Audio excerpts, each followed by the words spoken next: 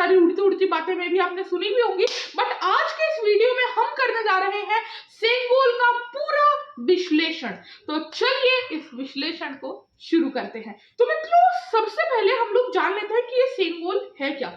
मित्रों, सेंगोल दरअसल चोल साम्राज्य में जो राजा थे उनके लिए आप ये कह सकते हैं जैसे हमारे पुराने राजाओं के पास एक राजदंड हुआ करता था, जो एक लाठी समान एक स्ट्रक्चर हुआ करता था, दंड के समान, जो एक राजा की पावर दिखाता था, उस राजा का रूल दिखाता था, रूल को पर्सोनिफाई करता था वह राजदंड। तो इसीलिए ही वह चोल साम्राज्य का राजदंड आप उसे कह सकते हैं, जिसे हर राजा रखा करता था।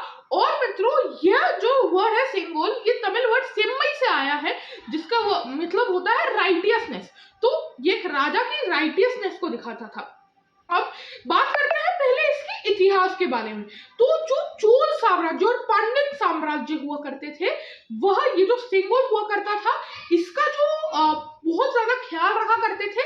इसको सबसे पहले इस सेंगोल को आशीर्वाद दिलवाया जाता था माता मीनाक्षी से। पांड्या साम्राज्य में, चोल साम्राज्य में भी अनेकों प्रथाएं होती थी, और फिर इसे स्थापित किया जाता था राज दरबार में एकदम स्ट्रेट, क्योंकि वह दिखाया करते थे कि जैसे ये जो सेंगल है अपनी जगह से अडिग है, वैसे ही राजा का जो रूल होगा, उनकी न्याय की तरफ जो झुकाव होगा, वह भी हमेशा अडिग रहेगा। तो ये उस समय चोल और पांड्य साम्राज्य की यह प्रथा हुआ करती थी। अब मित्रों आते हैं हम चोल साम्राज्य से थोड़ा आगे, हमारे 1947 की तरफ। अब हम सभी को पता है उस समय जब भारत को आजादी मिलने जा रही थी, तब लॉर्ड माउंटबेटन ने सोचा कि हमारे यहाँ तो भैया रूल के प्रतीक होते हैं, क्योंकि यह प्रथा हर जगह होती है। आपने अगर क्वीन को देखा होगा, वह भी अपने हाथ में अपने रूल का प्रतीक रखती है इंग्लैंड में।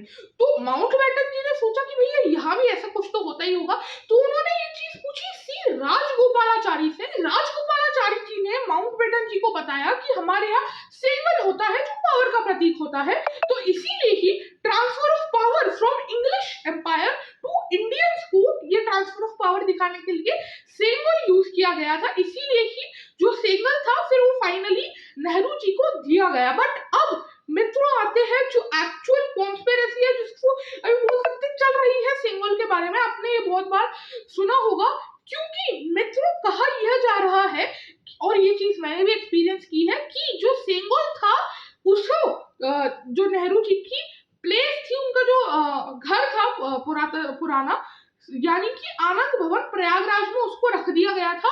और उसको लिखा क्या गया था, मैं आप लोगों को वो चीज बताता हूँ। उसको लिखा गया था walking stick of Nehru ji, यानी कि उसको नेहरू जी की जो इतना बड़ा सिंगल था, उसको मात्र वहां पे एक वॉकिंग स्टिक बना के प्रदर्शित कर दिया गया था। क्योंकि इवन मैंने भी एक चीज नोटिस की है, अगर आपने मेरा प्रयागराज वाला मिनी व्लॉग देखा है, तो आप लोगों को ये पता होगा कि मैंने वहां पे आनंद भवन में विजिट किया था। और आनंद भवन घूमते हुए इवन मैंने भी ये चीज एक्सपीरियंस की थी कि यहाँ पे जो वॉकिंग स्टिक है, मुझे भी इसमें कुछ खास जरूर लगा, बट चूंकि उस समय मुझे भी ये इतनी जानकारी नहीं थी कि यहाँ पे सेंगल को ऐसे प्रदर्शित किया गया है, तो मैं भी उस समय इतना ध्यान नहीं दे पाया। बट चूंकि अब ये बात निकल के आ रही है, तो मैं भी पूरा समझ पा रहा हूँ कि कैसे उसको वहां प्रदर्शित किया जा रहा था। और साथ ही साथ म्यूजियम ऑफिशियल से ये भी कहा है कि यह जो इतना सिंगल है, इसके अभी तक जो उस पे तमिल टेक्स्ट लिखा गया है, उसको भी अभी तक डिसाइफर, उसको भी अभी तक समझा बहुत लोगों द्वारा नहीं जा पाया है। मतलब उसका भी एक्चुअल ट्रांसलेशन अभी शायद अवेलेबल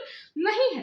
तो मित्रों, अब आपने समझ लिया है कि सेंगल की हिस्ट्री क्या है, इससे अभी जुड़ी कॉन्स्पिरेसी क्या थी। और अब पहले जान लेते हैं कि सेंगल कहाँ स्थापित हुआ, कैसे। उससे पहले अब हम जान लेते हैं कि यह जो सेंगल है, इसके फीचर्स क्या होते हैं, मतलब डिजाइन में कैसे होता है।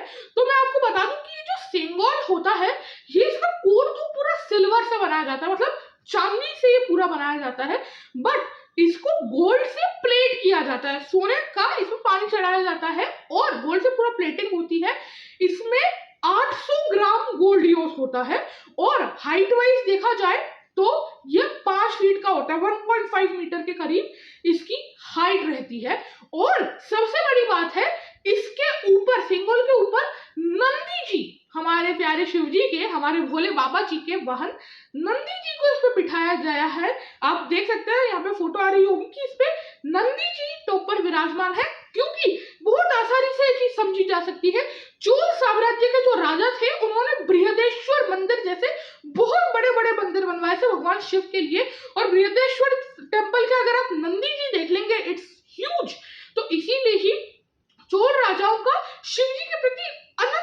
डिवोशन था। और इसीलिए ही उन्होंने शिव जी के वहां नंदी जी, जो अगेन राइटियसनेस के प्रतीक हैं, जिन्हें हमारे पुराणों में एक स्ट्रेंथ का, उसी के साथ साथ धर्म का भी प्रतीक बनाया गया है, इसीलिए ही उन्हें यहाँ पर स्थापित किया गया था। क्योंकि इवन शिव जी के जो ध्वज है उस पर भी नंदी विराजमान रहते हैं, तो दैट्स व्हाई इस सिंबल के ऊपर भी नंदी महाराज को विराजमान करवाया गया है। और अभी हाल ही में जो अभी की न्यूज है कि आज के दिन यानी कि 28 मई 2023 को हमारे माननीय प्रधानमंत्री जी ने इस जो सिंबल है, फाइनली इसको हमारा जो संसद भवन है उसके स्पीकर, जो है स्पीकर होते हैं, स्पीकर, उनकी चेयर के जस्ट पास में उन्होंने स्थापित किया है। जो स्पीकर है ओम बिरला सर, माननीय ओम बिरला सर के साथ उन्होंने वहां पे इस सिंबल को स्थापित किया है। अधीनम जो होते हैं, आप कह सकते हैं मदुरई के जो अधीनम होते हैं, दे आर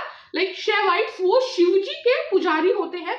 तो अधीनम, जितने भी अधीनम थे, उन्होंने पहले मोदी जी को सिंबल दिया उससे एक दो दिन पहले, और फिर अधीनम मंत्र पढ़ रहे थे वहां पर, और मोदी जी ने उन मंत्रोच्चार के बीच में प्रॉपर रीति रिवाजों से उस सिंबल को स्थापित किया। यानी कि आप ये देख सकते हैं कि पहले यह होता था चोल साम्राज्य में, यानी कि जब धर्म अपनी पीक पर हुआ करता था, क्योंकि चोल साम्राज्य was huge, it was the longest ruling साम्राज्य इन इंडिया।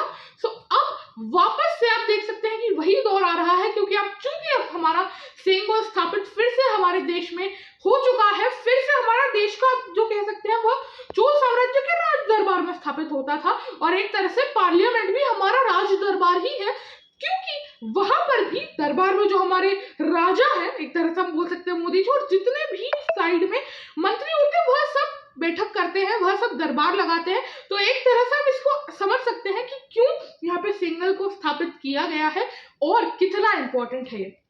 तो अब इस विश्लेषण में आप ये तो समझ ही गए होंगे कि यह जो छोटा सा आपको दिखने वाला 5 फीट का ये जो चीज है, ये जो हमें पहले एक लाठी समान लग रही थी, इसका इतिहास कितना विशाल है, इससे जुड़ी कितनी सारी चीजें हैं। तो मित्रों, ऐसे ही ना हमारे देश में बहुत सारी चीजें हैं, हमारे इंडियन कल्चर से रिलेटेड, हमारी संस्कृति से रिलेटेड, हमारे धर्म से रिलेटेड, और ये सब चीजें आपको और कहाँ मिलेंगी, खाली मेरे चैनल पे आपको इतना सारा ज्ञान जरूर मिलने वाला है, क्योंकि मैं निरंतर यही प्रयास करता रहता हूँ। सो अगर आपको ऐसी ही नॉलेज चाहिए तो आप प्लीज मेरे चैनल को सब्सक्राइब जरूर कर लीजिए, एंड लेट्स प्रे कि यह सिंबल एक्चुअली हमारे जो देश में धर्म वैसे ही बहुत ज्यादा फैल रहा है, और ज्यादा धर्म और संस्कृति का प्रचार हो, और हमारे देश में वह राम राज्य जो अभी आने की हमें दिख रहा है कि भारत फिर से विश्व गुरु बनेगा, उसमें इस सिंबल का बहुत बड़ा हाथ हो। तो चलिए, विद दिस बीइंग सेड, मैं इस वीडियो को अंत की ओर ले जाना चाहूंगा। बहुत बहुत धन्यवाद, नमस्कार।